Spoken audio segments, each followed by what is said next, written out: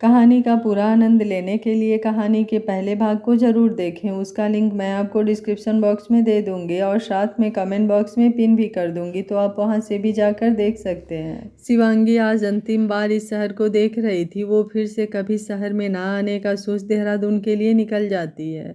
अब उसकी ज़िंदगी का नया अध्याय शुरू हुआ था। वो अब पीछे मुड़कर नहीं देखना चाहती थी। उसने उद्भव सिंह के साथ अपने नाम पर उस घर और कंपनी के पेपर बनवाए। उसके बाद वो वकील को उनके घर के पेपर देते हुए एक बैग में 3.5 करोड़ रुपए देते हुए वकील को अच्छे से सारी बात समझाती है। वो वकील उद्भव सिंह का दोस्त और लीगल एडवाइज़र भी था। उद्भव सिंह उस पर भरोसा कर सकते थे, इसलिए शिवांगी ने ये काम उनके हाथों सौंपा। अगले दिन वकील वो पैसे और पेपर लेकर बिमल सिंह के घर पहुंचा। बिमल सिंह शाम के समय अपने ऑफिस से आकर बैठा हुआ था। इस वक्त वो बहुत परेशान था, क्योंकि उसकी कंपनी ज़्यादा बड़ी नहीं थी, लेकिन उद्भव सिंह को नीचा दिखाने के चक्कर में उसने लगभग अपनी पूरी जमा पूंजी नीलामी में लगा दी थी। उसमें कुछ उसकी कंपनी में लिए इन्वेस्टर के पैसे भी थे। अब उसे समझ में नहीं आ रहा था कि कैसे वो इस मुसीबत से बाहर निकले। तभी उसके मोबाइल पर किसी अनजान नंबर से कॉल आता है। कॉल देखते ही बिमल सिंह झल्लाते हुए कॉल कट कर देता है। उसे लगता है कि फिर से किसी इन्वेस्टर या बोर्ड मेंबर का कॉल होगा, लेकिन फिर दोबारा कॉल बजने लगता है। वो गुस्से से कॉल रिसीव करते हुए, क्या है, तुम लोगों को ज़रा भी चैन नहीं है? मैं कोई देहरादून से भागा नहीं जा रहा हूँ। थोड़ा सा प्रोजेक्ट का काम बढ़ने दो, जल्दी ही तुम सबके पैसे मुनाफे के साथ मिल जाएंगे। उसके गुस्से और चिढ़ने भरी आवाज़ सुन फ़ोन के दूसरी तरफ किसी शख्स के हंसने की आवाज़ आती है। किसी अनजान की हंसी सुन बिमल सिंह चौंक जाता है, क्योंकि आवाज़ से साफ जाहिर था कि उधर कोई लड़की है। बिमल सिंह खुद को शांत करते हुए, कौन हो तुम? तभी एक ठंडी लेकिन बेहद मजबूत आवाज़ आती है, तुम्हारी शुभचिंतक। बिमल सिंह बोले, क्या मतलब? वो लड़की बोली, मुझे पता है इस वक्त तुम्हारी हालत ठीक नहीं है। आखिर 1 करोड़ की ज़मीन 3 करोड़ में खरीदने का खामियाजा तो भुगतना ही पड़ेगा। बिमल सिंह कुछ सोचते हुए, तुम तो वही हो ना जो उस दिन नीलामी में आई थी? वो लड़की हंसते हुए, इंटरेस्टिंग, बहुत जल्दी पहचान गए। बिमल सिंह गुस्से में, तुम्हारी वजह से ही आज इस मुश्किल में पड़ा हूँ, फिर आज इतनी चिंता करने की वजह जान सकता हूँ? वो लड़की बोली, बिल्कुल, इसलिए तो तुम्हारे पास फ़ोन किया है। मुझे वो घर किसी भी कीमत पर चाहिए। उसका लोकेशन मुझे बहुत पसंद आया है। वैसे मैं चाहती तो उस दिन नीलामी में तुमसे खरीद सकती थी, लेकिन तुम्हें देखकर लगा कि शायद तुम्हें उस घर की मुझसे ज़्यादा ज़रूरत है, इसलिए पीछे हट गई। लेकिन मुझे मालूम हुआ कि तुमने वो घर तो अपने दुश्मन को नीचा दिखाने के लिए खरीदा था, इसलिए सोचा कि अब तो तुम्हारा काम भी हो गया है, तो क्यों ना वो घर तुम मुझे दे दो। बिमल सिंह बोले, तुम पागल हो गई हो? तुम्हें याद है ना, वो घर मैंने 3 करोड़ में खरीदा था और तुम मुझसे उसके रियल दाम में खरीदना चाहती हो। मैं तो और ज़्यादा घाटे में चला जाऊंगा। वो लड़की बोली, 3.5 करोड़। ये सुनते ही बिमल सिंह के हाथ से मोबाइल छूटते छूटते बजता है। उसकी धड़कनें जैसे बढ़ गई थी। जल्दी ही वो खुद को शांत करते हुए, क्या कहा तुमने? वो लड़की बोली, मुझे बार बार अपनी बात रिपीट करने की आदत नहीं है। दरवाजे पर मेरा आदमी पैसा और पेपर लेकर खड़ा है। पेपर पर साइन करो, पैसे लो, बात खत्म। बिमल सिंह अभी कुछ सोच पाता तभी दरवाजे पर दस्तक की आवाज़ होती है। बिमल सिंह दौड़ते हुए दरवाज़ा खोलता है। दरवाजे पर शख्स हाथ में बड़ा सा बैग पकड़े और एक हाथ में फाइल लिए खड़ा था। बिमल सिंह मोबाइल अपने कान से लगाते हुए, तुम्हें कैसे पता मैं ये घर बेचने के लिए तैयार हो जाऊंगा? वो लड़की बोली, क्योंकि मैं देखकर ही पता लगा लेती हूँ कि सामने वाले की औकात कितनी है। कहते हुए कॉल कट कर देती है। बिमल सिंह उस आदमी को लेकर घर के अंदर आता है। जल्दी से वो बैग खोलकर सारे रुपए चेक करता है, क्योंकि उसे लगता है कि कहीं नकली रुपए देकर कोई ठग ना ले। वैसे भी वो उस लड़की के बारे में अभी ज़्यादा कुछ पता नहीं लगा पाया था। उसके आदमियों ने बस इतना ही पता लगाया था कि वो लड़की यूएस से आई है। दरअसल शिवांगी उद्भव सिंह के हाथों उसके आदमियों के पास यही खबर पहुंचाई थी। बिमल सिंह सारे असली रुपए देख खुशी से फूले नहीं समा रहा था। उसे तो अब तक यही लग रहा था कि 1 करोड़ की संपत्ति 3 करोड़ में खरीद कर उसने खुद के पैर पर कुल्हाड़ी मारी है। लेकिन आज उसे अपने सारे रुपए वापस मिल गए थे। वो जल्दी से बिना देखे ही पेपर साइन करने लगता है। सामने खड़ा शख्स उस वकील का नया असिस्टेंट था। वकील को बिमल सिंह पहचानता था, इसलिए वकील बाहर गाड़ी में बैठ अपने असिस्टेंट को भेजा था। बिमल सिंह अपनी खुशी में ये भी नहीं देख पाया कि केवल उसने घर ही नहीं कंपनी के कागज़ पर भी दस्तखत किए हैं। उसके बाद वो आदमी बाहर चला जाता है। बिमल सिंह जल्दी से सारे रुपयों को अपना तिजोरी खोल उसमें रखने लगता है। इधर वकील और असिस्टेंट होटल पहुंचते हैं। शिवांगी सारे पेपर को अच्छे से चेक करती है। अब घर और कंपनी उसके नाम हो गए थे। उसकी वेरीफाई और दाखिल खारिज के लिए वकील कुछ टाइम मांगता है। उसके बाद शिवांगी उद्भव सिंह के साथ उस घर में आती है। उद्भव सिंह दरवाजे से लेकर सोफे, खिड़की सब कुछ छूकर देख रहे थे। उनकी आंखें नम हो गई थी। शिवांगी उनकी हालत समझ रही थी, इसलिए वो चुपचाप बैठी उन्हें देखे जा रही थी। अगले दिन उद्भव सिंह ने मीडिया को बुलाकर शिवांगी को अपनी बेटी के रूप में इंट्रोड्यूस करवाया। वैसे भी वकील से पेपर बनवाकर उन्होंने लीगली शिवांगी को अडॉप्ट कर लिया ताकि बाद में कुछ उल्टा सीधा ना हो। मीडिया तो उसी दिन से शिवांगी को ढूंढ रही थी। आज सबको उनका जवाब मिल गया था। उद्भव सिंह ने बताया कि वो पहले ही अपने दुश्मनों की वजह से अपनी बेटी को विदेश में सबकी नज़रों से दूर रखे हुए थे, लेकिन अब उनकी बेटी सब कुछ संभालने के लिए आ गई है। बिमल सिंह को जैसे ही ये खबर लगी, उसको तो सांप छछूदर वाला हाल हो गया, लेकिन फिर उसने खुद को समझाया कि उसने घाटे का सौदा नहीं किया है। 1 करोड़ की ज़मीन को 3 करोड़ में खरीदा और 3.5 करोड़ में बेच दिया है। लेकिन उसके पैरों तले ज़मीन तब निगल गई जब वो अपनी पत्नी के चिल्लाने की आवाज़ सुन। जैसे ही वो गया, सामने तिजोरी खाली पड़ी थी और उस 3.5 करोड़ के साथ उसकी तिजोरी में रखे रुपए और गहने भी गायब हो चुके थे। ये देखते ही वो वहीं बेहोश होकर गिर गया। उसकी पत्नी ने जल्दी से अपने बेटे को कॉल किया, जो ऑफिस के लिए निकल चुका था। जल्दी से बिमल सिंह को अस्पताल में भर्ती कराया गया, जहां डॉक्टर ने बताया कि उसे हार्ट अटैक आया है, लेकिन अब वो खतरे से बाहर है। इधर प्रेस कॉन्फ्रेंस खत्म करने के बाद शिवांगी को बिमल सिंह की हालत पता चली। वो अस्पताल में भर्ती है, ये देख उसके होठों पर मुस्कुराहट आ गई। दरअसल शिवांगी ने कल ही उस वकील के हाथों बिमल सिंह के घर पर हिडन कैमरा लगवा दिया था। आज सुबह उठते ही उसने कैमरे से सब चेक किया और अपना हुलिया बदलकर बिमल सिंह के घर में जाकर सारे रुपए गायब कर दिए। फिर अपने घर जाकर प्रेस कॉन्फ्रेंस में शामिल हो गई। उद्भव सिंह बोले, बेटा बाकी सब तो ठीक है, लेकिन रुपए चोरी करना।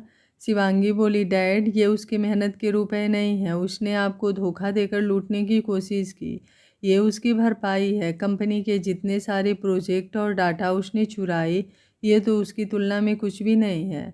आप ही सोचिए, अगर आपका प्रोजेक्ट वो धोखे से नहीं हड़पता तो क्या आपकी उस प्रोजेक्ट की कमाई इतनी ही होती। उद्भव सिंह बोले, आपसे बातों में मैं जीत नहीं सकता, आप बताइए आगे क्या सोचा है। शिवांगी बोली, डैड मैं अभी जयपुर में बीकॉम के फाइनल ईयर में थी। पढ़ाई में तो टॉपर थी, लेकिन मैं शारीरिक और मानसिक रूप से हमेशा से कमज़ोर रही हूँ। इसलिए मुझे पहले खुद को स्ट्रांग बनाना है, शरीर से भी और मन से भी। जब तक मेरी पढ़ाई पूरी होती है, मैं कोई कराटे क्लास ज्वाइन करना चाहती हूँ। उसके साथ ही टाइम मिलने पर आपसे बिजनेस की बारीकियाँ सीखना चाहती हूँ। तब तक आप कंपनी संभालिए।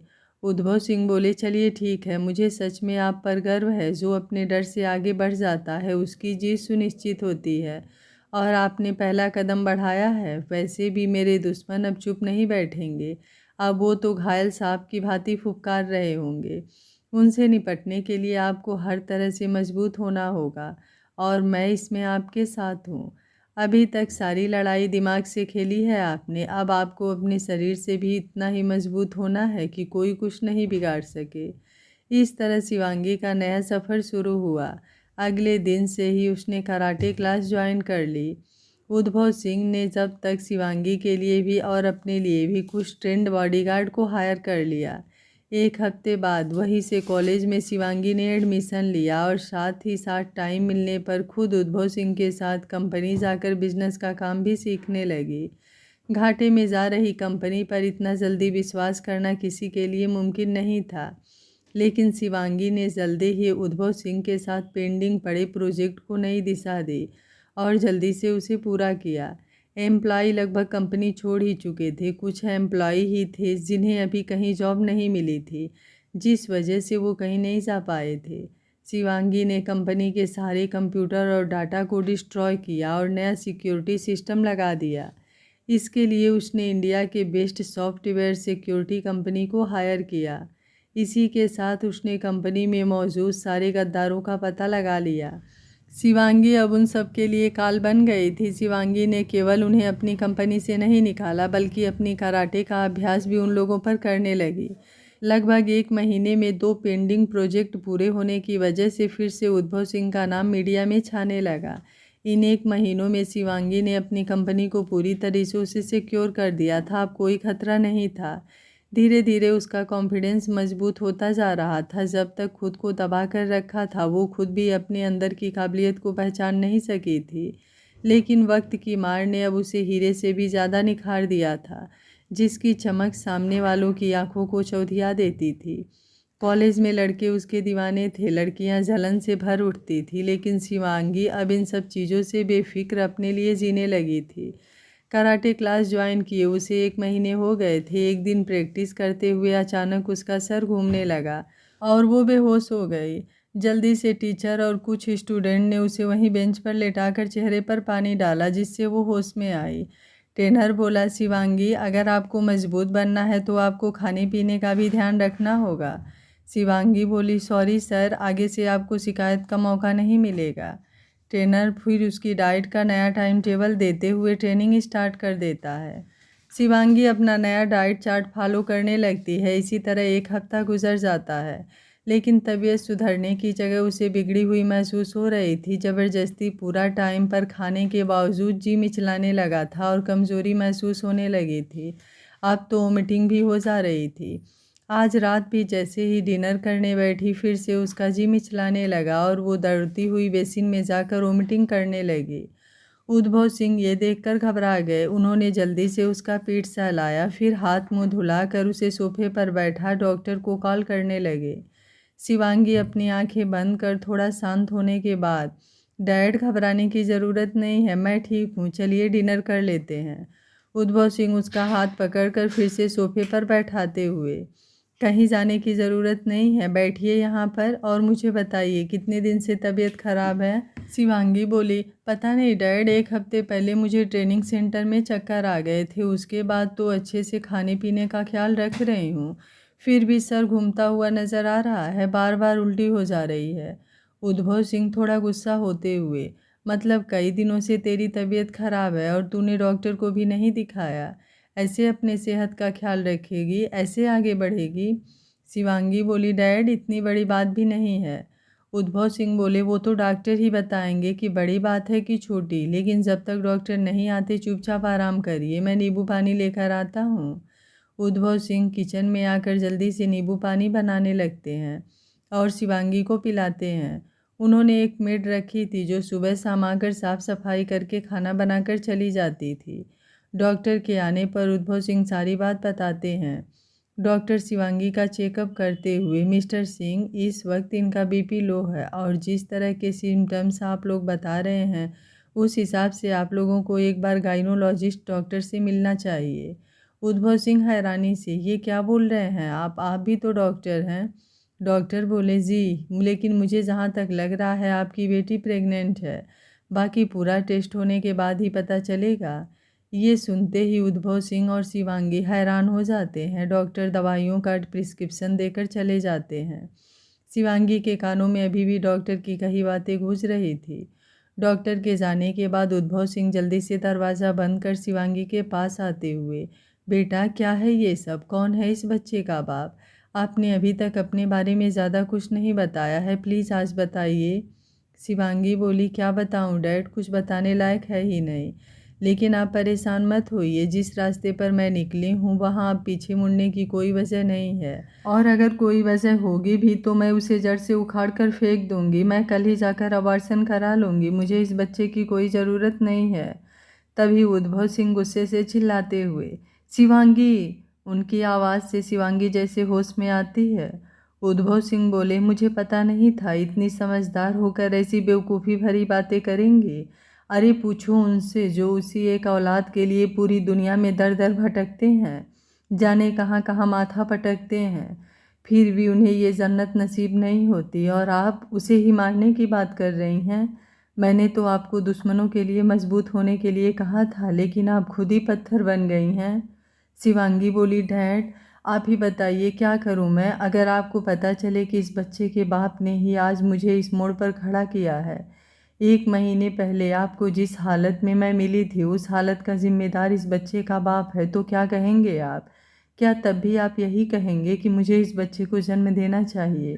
उद्भव सिंह शिवांगी की बात सुन थोड़ा शांत होते हुए उसके पास बैठ गए। हाँ बेटा, मैं तब भी यही कहूँगा कि आपको अपने बच्चे को इस दुनिया में लाना चाहिए। मैं नहीं जानता पूरी बात क्या है, लेकिन एक बार अपने दिल से पूछ कर बताइए कि आपके साथ जो भी हुआ, क्या उसमें इस बच्चे का कोई कसूर है जिसकी आप उसे सज़ा दे रही हैं?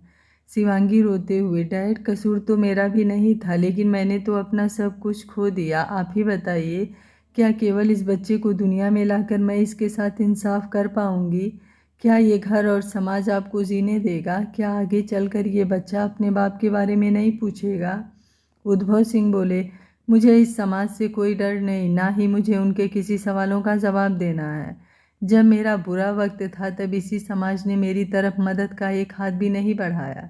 उस बुरे वक्त में आपने मुझे संभाला, मेरा घर, मेरी इज्जत सब आपने फिर से लौटाई। फिर मैं उनकी चिंता क्यों करूं?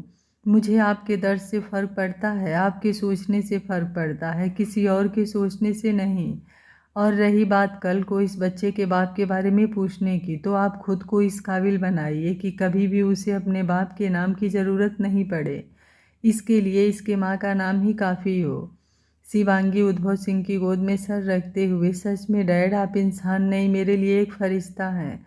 जब भी मैं अंधेरे में डूबती हूँ आप मुझे खींचकर रोशनी की तरफ ले आते हैं। डैड, इस दुनिया में आपके जैसे इंसानों की कमी क्यों है? आपको पता है, मेरे खुद के बाप ने जब मेरी माँ के मरने के 6 महीने बाद ही दूसरी शादी कर ली। उसके बाद से तो शायद उसने कभी मेरे बारे में जानने की भी कोशिश नहीं की होगी कि मैंने खाना खाया या नहीं, मेरी तबीयत ठीक है या नहीं, मुझे कुछ चाहिए तो नहीं। दादा दादी के लिए भी मैं घर पर एक बोझ थी, बेटा नहीं थी ना जो उनके कुल वंश को आगे बढ़ा पाती। इसलिए कभी सौतेली माँ को डांटा नहीं, समझाया नहीं कि वो एक बच्ची है, कैसे वो घर की साफ सफाई करेगी, कैसे खाना बनाएगी, कैसे बर्तन धोएगी। आपको विश्वास नहीं होगा डैड, 5 साल तक होते होते मैं घर के सारे काम कर लेती थी। खिलौने कब हाथों से छूट गए और उसकी जगह झाड़ू और कलछी आ गए, पता ही नहीं चला। उसके बाद मेरी सौतेली माँ को जुड़वा बच्चे हुए, एक बेटा और एक बेटी। सभी उन दोनों से बहुत प्यार करते थे, मुझे भी दोनों बहुत प्यारे लगते थे। मैंने पहली बार इतने छोटे बच्चों को देखा था, लेकिन एक दिन जब बच्चे 6 मंथ के हो गए थे, मैं घर का काम करने के बाद उन लोगों के साथ खेल रही थी और इसी चक्कर में मैंने अपनी सौतेली बहन को गोद में उठाने की कोशिश की, लेकिन वो हाथ पैर चलाने लगी थी, इसलिए मैं संभाल नहीं पाई और वो ज़मीन पर गिर गई। इसके लिए उस दिन मुझे बहुत मार पड़ी थी। मेरी सौतेली माँ ने रात का खाना भी नहीं दिया, लेकिन मेरे बाप ने कभी एक बार भी नहीं पूछा कि हुआ क्या है। उसके बाद मैं खुद ही उन दोनों बच्चों से दूर रहने लगी। उन दोनों के जन्म के 2 साल बाद एक और बेटा हुआ। मेरा बाप एक प्राइवेट कंपनी में अच्छी जॉब करता था। फैमिली मिडिल क्लास थी, लेकिन इतनी भी कमी नहीं थी कि अपनी ख्वाहिशों को मारना पड़े। लेकिन मुझे हमेशा अपनी ख्वाहिशों को मारना पड़ा। मेरे 10 साल तक होते होते दादा दादी भी मर गए। मेरी ज़िंदगी में ना पहले कुछ बदला था ना आगे कुछ बदला। घर के सारे काम करने के बाद मैं स्कूल जाती थी। मैं पढ़ने में तेज़ थी, इसलिए स्कूल के टीचर की फेवरेट स्टूडेंट थी। स्कूल के ही एक टीचर शायद मेरे पापा के दोस्त थे, वो बातों बातों में मेरी पढ़ाई की तारीफ़ करते थे। शायद इसी वजह से पापा ने मेरी पढ़ाई कभी रोकी नहीं, लेकिन इस बात के लिए हमेशा मेरी सौतेली माँ मुझे सुनाती रहती थी। लेकिन अब मैं इतनी समझदार तो हो गई थी कि उनकी बातें मुझे समझ आने लगी थी। उन्हें हमेशा लगता था कि घर की बड़ी बने बेटी होने के नाते कहीं उनके बच्चों का हक ना छिन जाए, इसलिए वो कभी भी मुझे आगे नहीं पढ़ने देना चाहती थी। मेरे अंदर आत्मविश्वास की कमी थी। स्कूल में जल्दी किसी से बात नहीं कर पाती थी। आसपास के 1-2 लड़कियों से दोस्ती थी, लेकिन मैंने उन्हें कभी कुछ बताया नहीं। धीरे धीरे मैं गांव के स्कूल से ही 10वीं पास कर लिया। गांव में इससे ज़्यादा का स्कूल नहीं था, लेकिन मैं आगे पढ़ना चाहती थी, इसलिए पहली बार डरते डरते मैंने अपने पापा से इस बारे में बात की। उनको इससे कोई ऐतराज़ नहीं था, इसलिए उन्होंने जयपुर के एक स्कूल में मेरा एडमिशन करा दिया और मुझे पहली बार एक साइकिल खरीद कर दी। घर में बहुत हंगामा हुआ, लेकिन मैंने उन चीज़ों पर ध्यान देना बंद कर दिया था।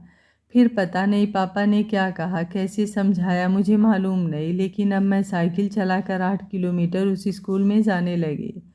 हमारा गांव जयपुर के नज़दीक ही है।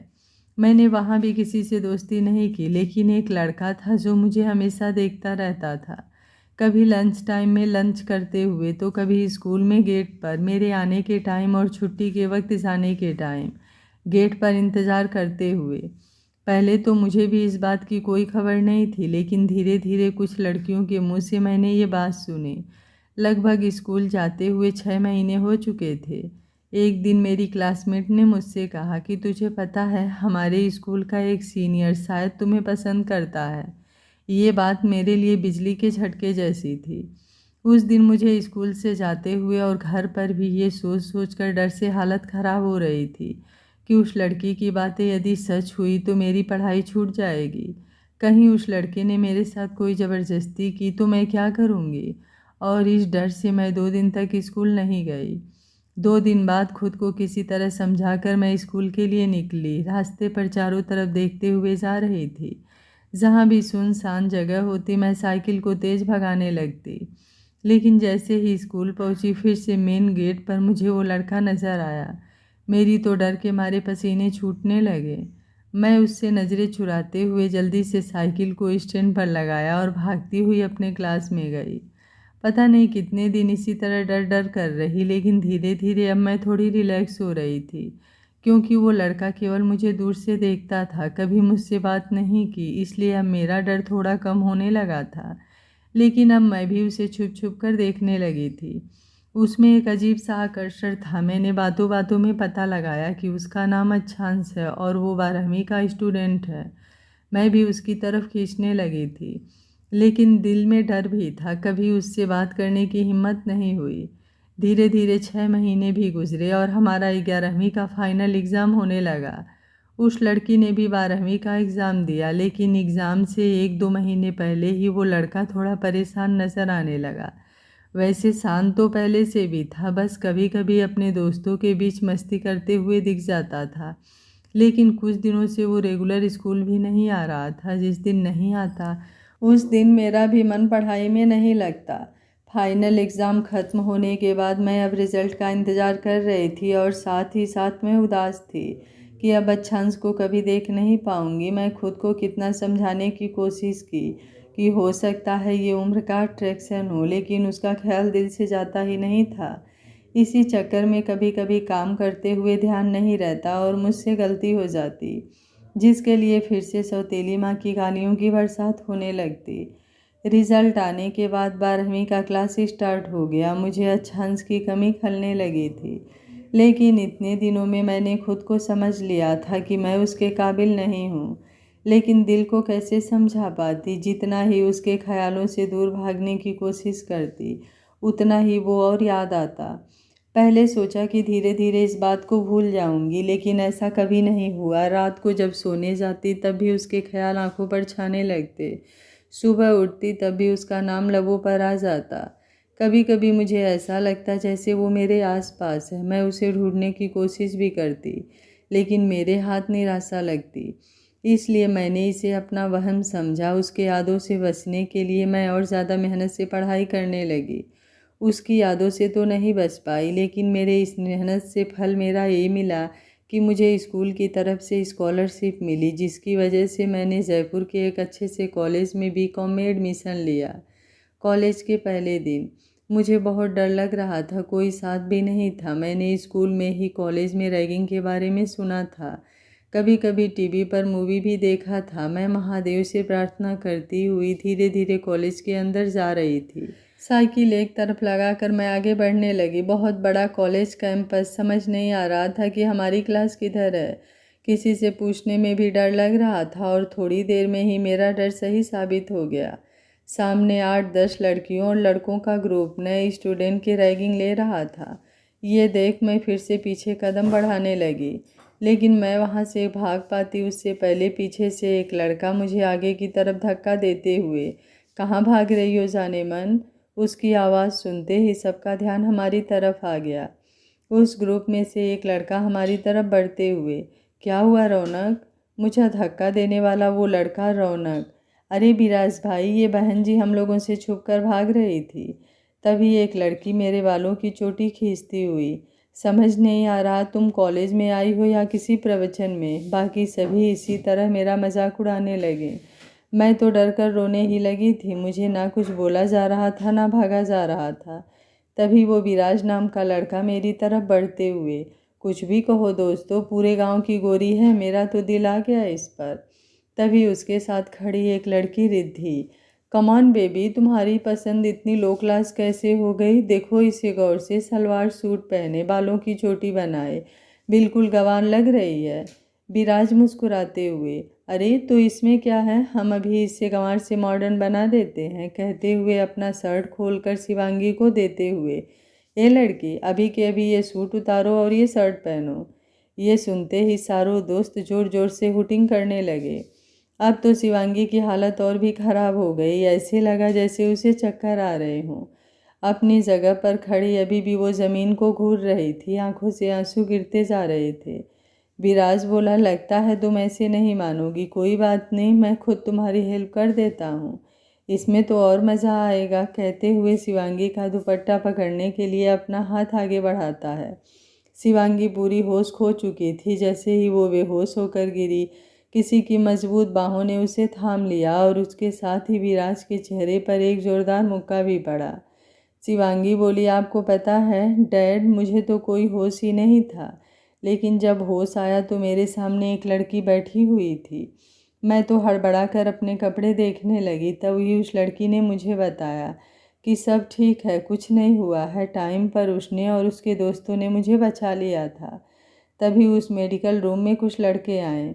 मैंने डरते हुए एक नज़र उन सब की तरफ देखा और मुझे सामने वो चेहरा नज़र आया जो पिछले 1 साल से मैं ख्वाबों में देख रही थी। पता नहीं मुझे क्या हुआ, ऐसा लगा कि इस अनजानी भीड़ में किसी अपने की शक्ल देखी है। मैं बेड से उतरकर दौड़ती हुई उसके गले लग गई। सभी ये देखकर शॉक्ड हो गए थे, लेकिन मुझे जैसे कुछ और दिख ही नहीं रहा था। ना कुछ सोचा ना समझा, बस उसके गले लगी रही। वो लड़का भी शायद मेरे अचानक गले लगने से हैरान हो गया था, लेकिन कुछ ही देर बाद उसके हाथ मेरी पीठ पर महसूस हुए। वो लड़का अच्छांश था। जब मुझे कुछ देर बाद होश आया तो समझ आया कि मैंने क्या किया है।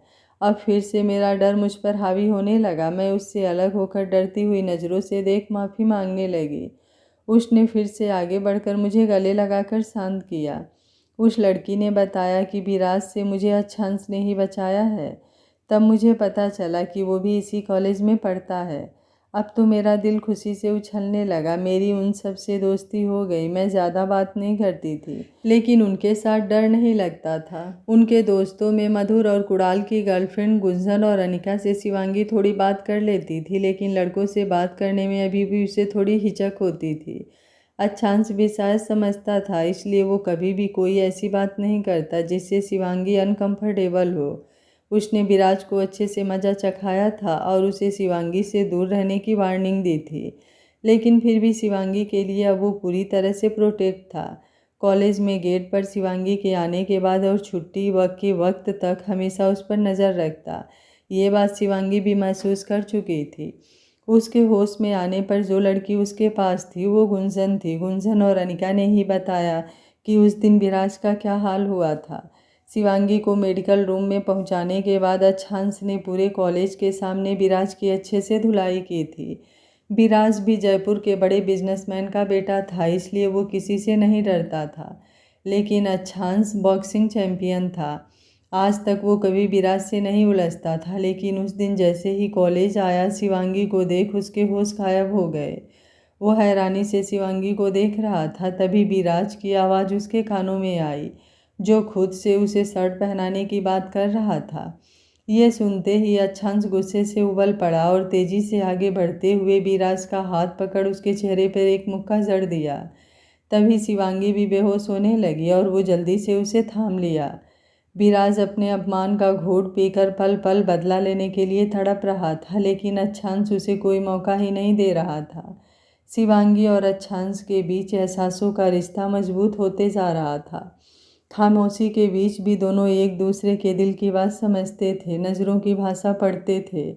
अच्छांश के दोस्तों को तो उसके दिल का हाल मालूम ही था, लेकिन शिवांगी के दिल में क्या है ये किसी को समझ नहीं आता था। इसलिए अच्छांश से छुपा कर बाकी दोस्तों ने गुंजन और अनिका को शिवांगी के दिल का हाल पता करने को कहा। अब गुंजन और अनिका शिवांगी से बातों बातों में उसके दिल को टटोलने लगी, लेकिन उन्हें कुछ पता नहीं चल रहा था, क्योंकि शिवांगी हमेशा से कम बोलती थी और जल्दी से अपने दिल की बातें कह भी नहीं पाती थी। शिवांगी अच्छांश के बारे में ज़्यादा कुछ नहीं जानती थी। उसे लगता था कि अच्छांश भी उसकी तरह एक मिडिल क्लास फैमिली से बिलोंग करता है, क्योंकि इस समय अच्छांश की हालत कुछ ऐसी ही थी। नितिन के चाचा की फैक्ट्री में काम करते हुए रंग सांवला हो गया था, लेकिन बॉडी और ज़्यादा अट्रैक्टिव हो गई थी। ऐसे ही कॉलेज आते हुए 2 महीने बीत चुके थे। अभी भी सारे दोस्तों को शिवांगी अच्छांश के बारे में क्या सोचती है इस बारे में पता नहीं चला था। उस दिन अच्छांश बॉक्सिंग रिंग में बॉक्सिंग कर रहा था। बाकी दोस्त भी वहीं थे, इसलिए क्लास खत्म होने के बाद गुंजन और अनिका शिवांगी को लेकर बॉक्सिंग रिंग में आ गए। शिवांगी अच्छांश को बॉक्सिंग करते देखने लगी। कुछ ही देर में मैच समाप्त हो गया था।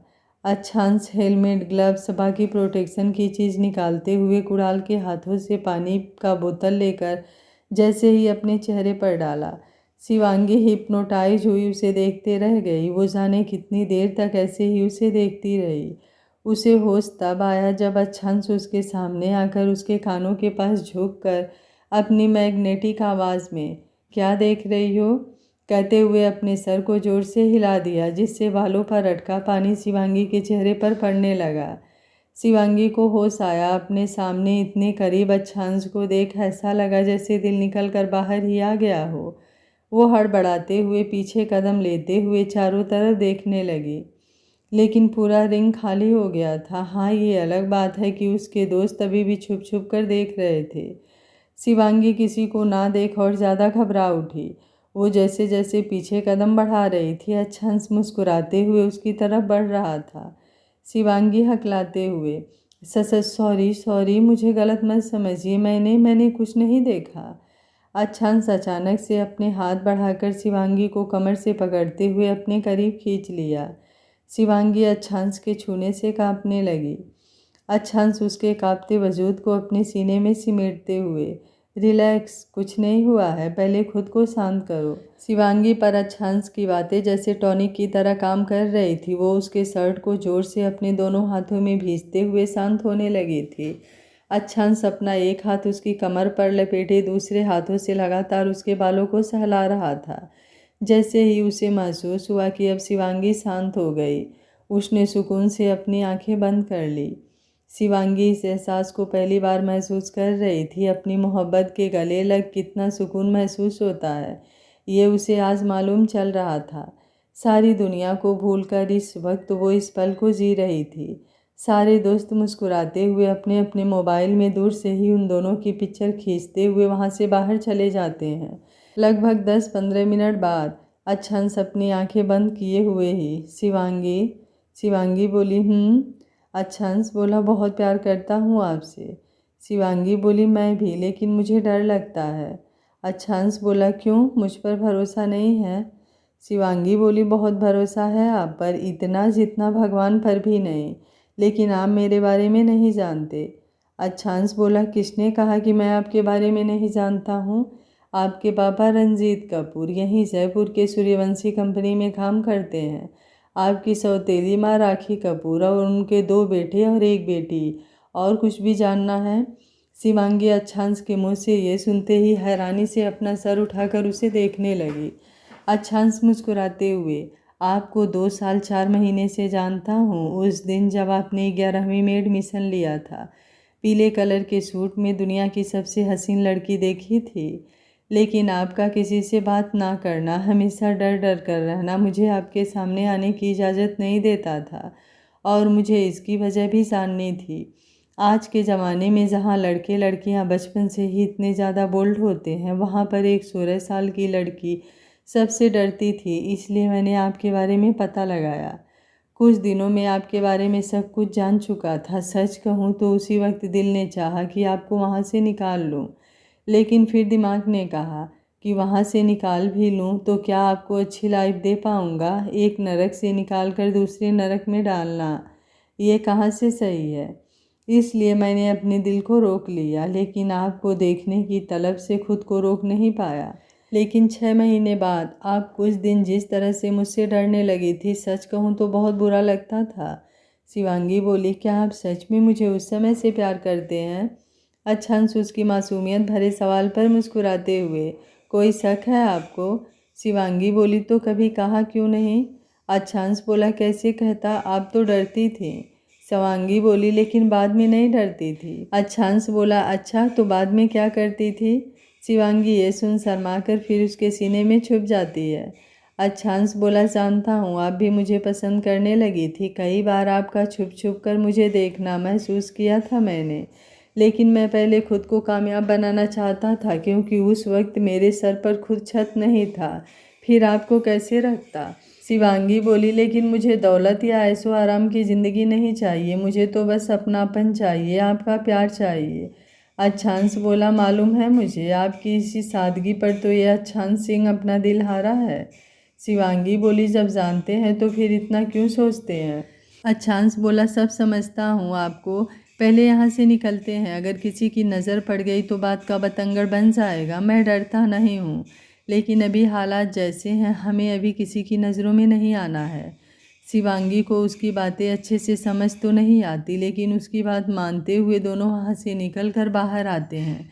इस वक्त कॉलेज की छुट्टी हो चुकी थी। बाहर ग्राउंड में सभी दोस्त दोनों का इंतज़ार कर रहे थे। दोनों के आते ही सभी मुस्कुराते हुए दोनों की टांग खींचने लगते हैं। शिवांगी ना ही किसी को जवाब दे पा रही थी, ना ही किसी की नज़रों में देखने की हिम्मत हो रही थी।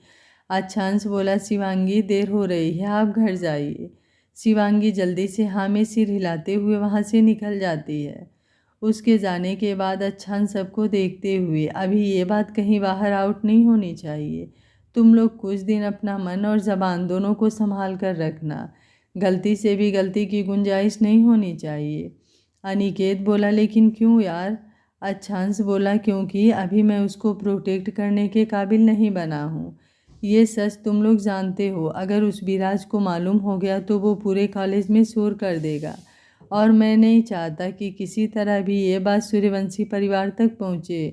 तुम लोग समझ रहे हो ना? कुणाल बोला, हम लोग समझ रहे हैं, तुम चिंता मत करो, ये बात हम लोगों के बीच में ही रहेगी। अनिका बोली, लेकिन आखिर तुम्हारे दादाजी को इससे क्या परेशानी होगी? अब तो तुम उनके साथ भी नहीं रहते। कुणाल बोला, अनिका, अच्छांश ठीक कह रहा है। चाहे अच्छांश ने खुद को उस घर से अलग कर लिया है, लेकिन इसके दादा इसके हर बात की खबर रखते हैं, और तुम लोग अभी शिवांगी के परिवार को नहीं जानते। गुंजन बोली, हम लोगों को पूरी बात बताते कब हो तुम लोग? केवल आधी अधूरी बात बताते हो। मधुर बोला, हम लोग इस बारे में बाद में बात करते हैं, चलो अभी घर निकलने का टाइम हो गया है, नितिन आंटी के पास है। सभी दोस्त घर के लिए निकल जाते हैं। दोनों लड़कियां हॉस्टल में चली जाती हैं, क्योंकि वो लोग भी जयपुर के कहीं आसपास के गांव के थे। अच्छांश घर पहुंचकर फ्रेश होने के बाद अपनी माँ और नितिन के साथ खाना खाता है। उसके बाद नितिन के साथ काम पर निकल जाता है। तब तक अनिकेत और कुणाल घर पर रुक जाते हैं। अब अस्मिता जी की तबीयत भी सुधरने लगी थी। घर के काम काज वो आसानी से कर लेती थी, फिर भी उनके 6 बेटे जल्दी कोई काम नहीं करने देते थे। शिवांगी घर पहुंच किचन में चली जाती है, क्योंकि आज आधा घंटा लेट हो गया था, जिस वजह से राखी कपूर का गुस्सा उसके आते ही फूट पड़ा था। लेकिन आज शिवांगी को उनकी कोई बात सुनाई ही नहीं दे रही थी। वो जल्दी से अपना बैग रखकर किचन के कामों में जुट गई थी। बार बार अच्छांश की खुशबू उसके सांसों में महक रही थी। पूरी रात अच्छांश के एहसासों में डूबते हुए अगली सुबह जल्दी से तैयार होकर कॉलेज के लिए निकल जाती है। कॉलेज पहुंचते ही उसकी नज़र गेट पर खड़े अच्छांश के ऊपर जाती है। शिवांगी उसे देखकर शर्माकर अपनी पलकें झुका लेती है।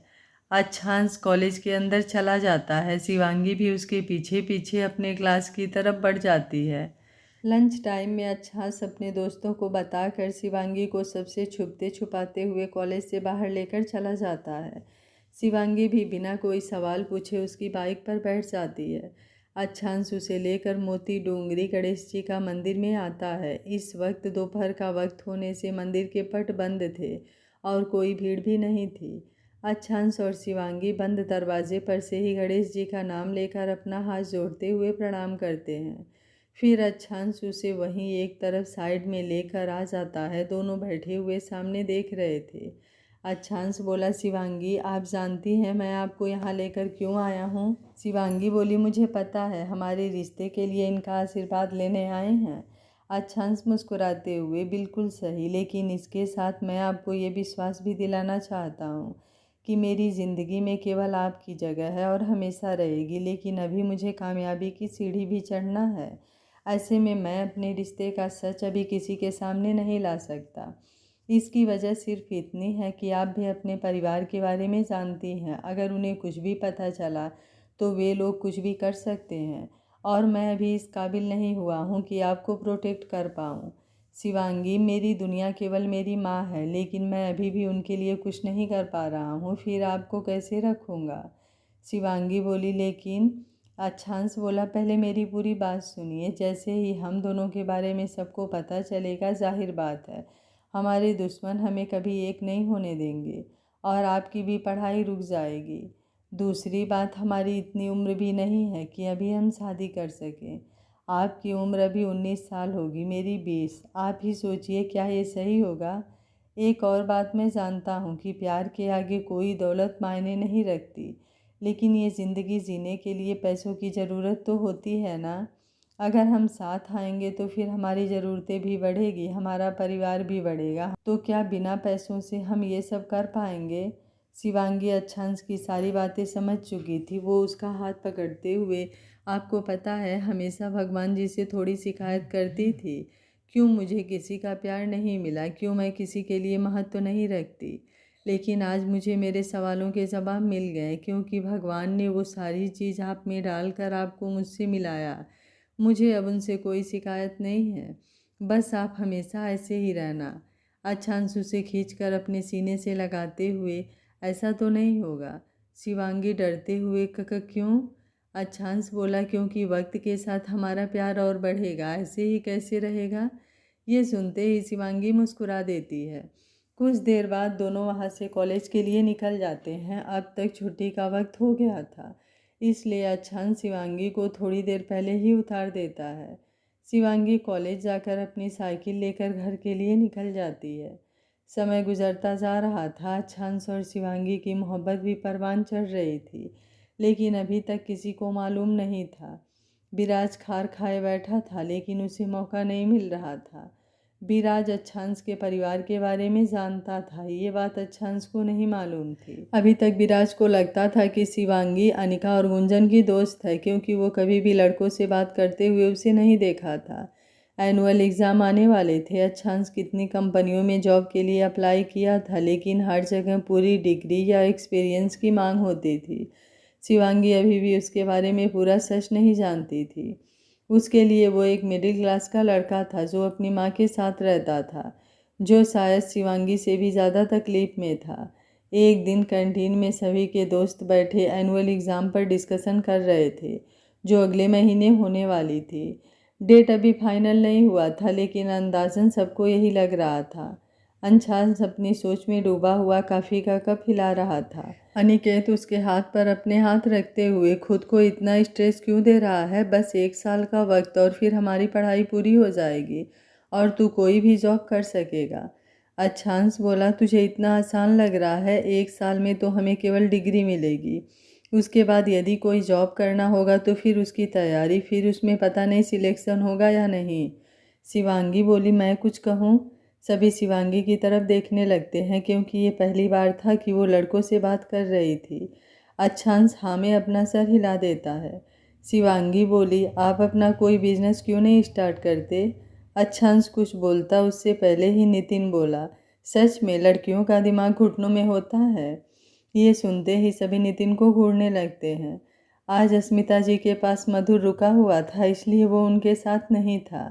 शिवांगी नितिन की बातें सुन अपनी नज़रें झुकाते हुए, मैं जानती हूँ आप लोग क्या सोच रहे हैं, यही कि बिजनेस करने के लिए बहुत सारे पैसों की ज़रूरत होती है। अगर इतने पैसे होते तो फिर सोचने की ज़रूरत ही क्या थी। नितिन उछलते हुए, अरे ये तो मन की बात भी पढ़ लेती है। ये सुनते ही शिवांगी हल्का सा मुस्कुरा देती है। अनिकेत बोला, जब जानती हो तो फिर ऐसा सवाल क्यों। शिवांगी अच्छांश को देखती हुई, मेरे कहने का मतलब है कि आप में ऐसी कोई क्वालिटी जो आपको करना अच्छा लगता हो। कुणाल बोला, अरे है ना, बॉक्सिंग करना। शिवांगी बोली, तो एग्जाम्पल के लिए आप बहुत सारे स्टूडेंट्स को बॉक्सिंग कोचिंग सेंटर खोलकर बॉक्सिंग सिखा सकते हैं। ऐसे ही अगर आप में और कोई क्वालिटी है तो उसे आप दुनिया के सामने ला सकते हैं। ऐसे ही एक क्वालिटी आप में है, बॉक्सिंग को छोड़कर आपको किसी भी गाड़ी के बारे में अच्छी जानकारी है। मैंने देखा है आपको, आप अपनी बाइक को खुद रिपेयर करते हैं। अच्छांश को छोड़ बाकी सब, तुम कहना क्या चाहती हो ये गैराज में काम करे। शिवांगी नामे सिर हिलाते हुए अच्छांश को देखती है। अच्छांश को जैसे शिवांगी की सारी बातें समझ में आ गई थी। वो मुस्कुराते हुए, जैसा आप चाह रही हैं वैसा ही होगा। शिवांगी भी मुस्कुराते हुए उठकर अपने क्लास की तरफ बढ़ जाती है। अनिका और गुंजन भी उसके पीछे चली जाती हैं।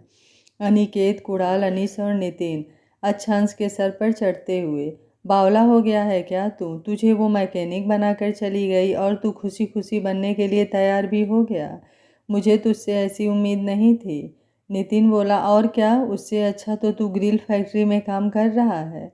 अनीस बोला, आज तक सुना था लोग मोहब्बत में पागल हो जाते हैं, ये सच में हो गया है। अच्छांश सबको धक्का देकर हटाते हुए, अबे कंजरों, जितना दिमाग है उतना ही सोचोगे ना। चलो तुम लोगों को डिटेल में बताता हूँ, नहीं तो इसी तरह मेरा दिमाग खराब करते रहोगे। कहानी आगे बहुत ही खूबसूरत है फ्रेंड्स, तो आप इस कहानी से जुड़े रहिए। आगे बहुत सारे राज से पर्दा उठेगा, जैसे शिवांगी और अच्छांश को अलग करने वाला कौन है। अगर दोनों एक दूसरे के लिए तड़प रहे हैं तो इनके बीच में गलतफहमी किसने पैदा की है। जब कमज़ोर समझने वाले शिवांगी को उसके दुश्मन बिजनेस वुमेन के रूप में देखेंगे तो उनका रिएक्शन क्या होगा। शिवांगी अपने दुश्मनों को कैसे दांतों तले चने चबवाएगी, देखना बहुत ही इंटरेस्टिंग होगा। ऐसे बहुत सारे सवाल होंगे जिनका जवाब आपको आने वाले एपिसोड में मिलेगा, बहुत ही रोमांच और सस्पेंस के साथ। तो कहानी का एक भी एपिसोड बिल्कुल मिस मत करिएगा। वीडियो अच्छा लग रहा है तो लाइक शेयर एंड चैनल को सब्सक्राइब कर लीजिएगा। Thank you for watching. मिलते हैं कहानी के अगले भाग में।